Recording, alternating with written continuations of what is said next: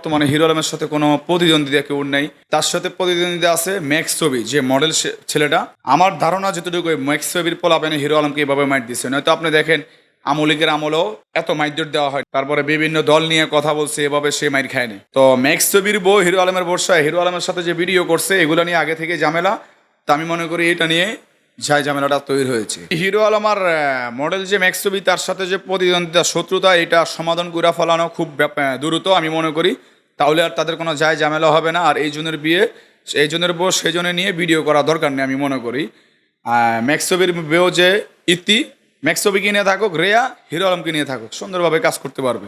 আর ইতিমধ্যে তো ফেসবুকে দেখি এদের মানে সোশ্যাল মিডিয়া এদের লোংরামি দেখে আর কিছুই ফেসবুকে ঢুকতে মনে চায় না।